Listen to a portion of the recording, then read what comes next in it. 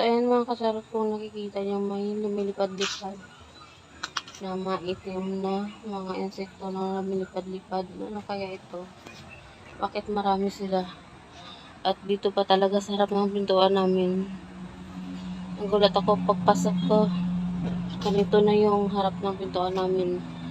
Maraming lumilipad-lipad na mga maliliit na parang langaw. Pero hindi naman to langaw. Hindi naman nangangagat. Hindi naman nangangagat pala. Kasi duman ako, hindi naman sila nangangagat. So, ayan. Maliliit sila. So, tingnan natin kung saan nagmula ito. Kung saan yung bahay nila. Ayan, parang meron silang bahay dito. Dito sa halaman. Ayan, parang may nagsilabasan dito sa loob ng kahoy. So, tingnan natin. Tatanggalin muna natin itong mga halaman na ito. Tatanggalin natin yung halaman na nakapatong. So, saan ba sila galing?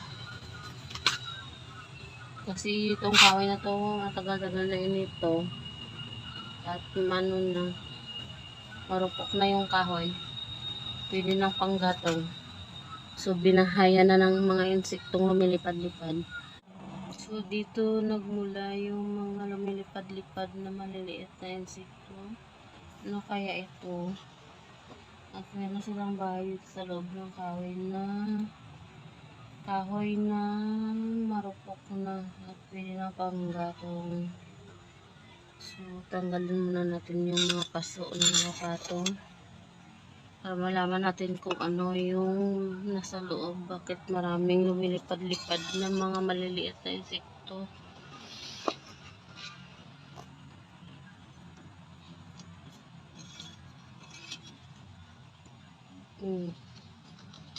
Honey pala ito. Dry na honey. Honeybee pala itong lumilipad-lipad. Honeybee pala ito.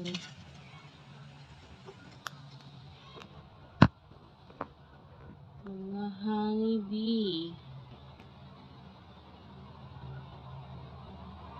So, wag muna natin sirain itong bahay nila. Dry na honey pala ito. So, ang dami nila. Ang dami nila. Try natin tusukin yung gitna niya kung anong meron sa loob.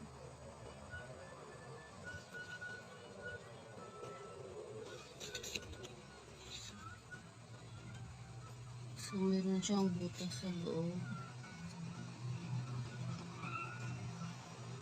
At maraming honeybee. Dry pala ito ng honey. Ayan siya mga kacharot.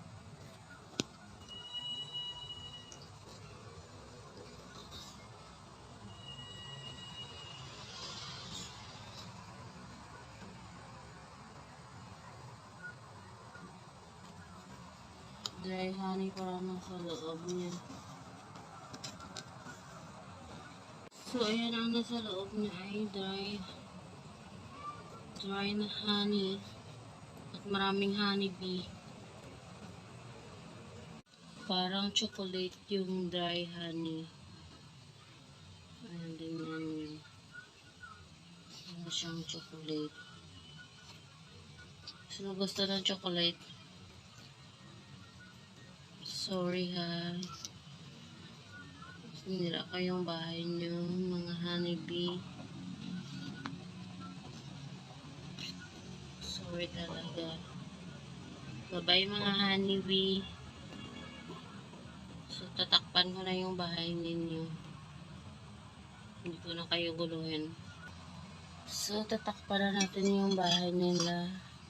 Huwag na natin silang guluhin. Sorry sa panggugulo namin. Sorry sa panggugulo ko mga honey. So, ibabalik ko na yung mga ano nyo. Mga bulak-bulak nyo. So, ayan. Magpakarami lang kayo dyan. So, bye-bye.